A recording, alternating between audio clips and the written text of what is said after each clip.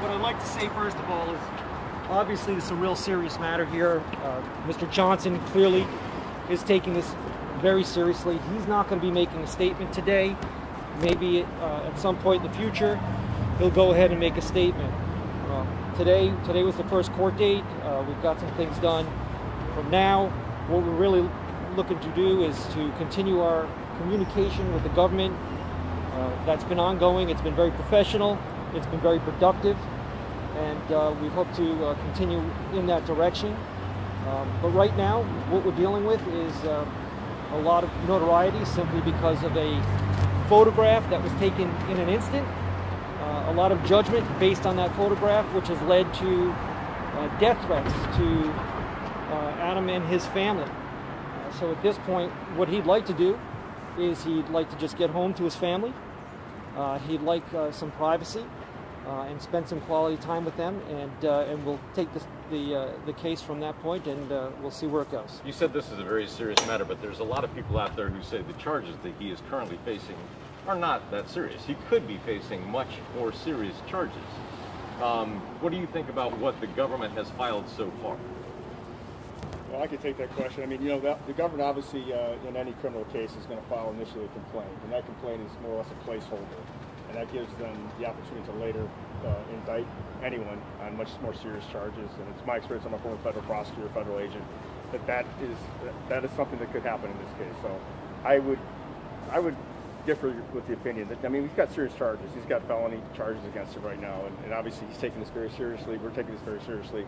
I agree to some of the remarks that the federal prosecutor made in here. I mean, this has been a substantial incident in our history. So we definitely understand the significance of this case.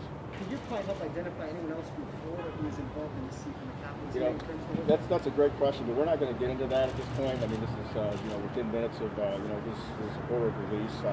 I can tell you that one of the things I did want to address is the fact that in the media. And outside the media, social media, there's been a lot of attacks on him and his family personally, characterizing our client as a terrorist or a traitor, or some sort of a threat to our country. And let's face the facts here. I mean, we just had a federal judge release this person. Okay, with the United States backing that, the U.S. Attorney's Office, both in the Middle District of Florida and the District of D.C. found that he was neither a flight risk or a danger to the community. That's why we're standing on this courthouse set. So I wouldn't put him in the same cover of fish necessary with some of the other people that you've seen on the videos, CNN, Fox News, some of those other folks that were, it was atrocious behavior. It was, violent and very atrocious, and I agree with that. What do you think was going to happen when he broke into the Capitol? Who was he thinking to be there? I'm not there to comment on his state of mind at this point. It seems like from your first comments that these charges might resolve themselves without going to trial.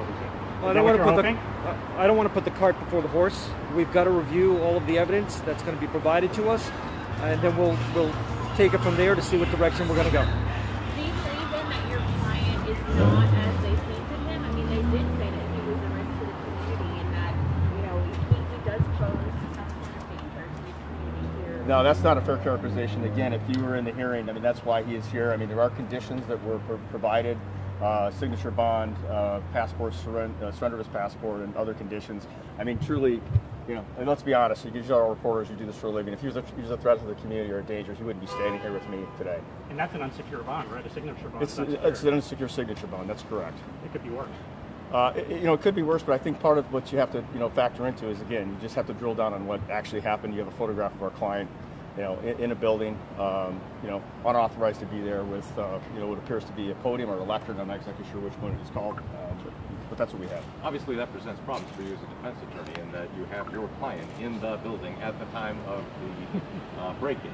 I don't know how to else explain that, but yeah, that would be a problem. I'm not a magician, and neither is Mr. Bigney. So yeah, we've got a photograph of our client who appears to be inside the federal building or inside the Capitol with the government property. When it comes to the next court interview we have, will he be there physically, or will you guys photograph him? If he's required to be in court, he'll be in court. Can you tell us your name, sir? Yes, please. David Bigney. B-I-G. B-I-G-N-E-Y. And your name, sir? It's Dan. Last name is Eckhart, E-C-K-H-A-R-T. Thank you, gentlemen. Thank you very much. And appreciate your professionalism. I think we've got about enough time to get back to the car. Ready to walk. Ready to head up? Gentlemen, thank you. most of the time. If it's something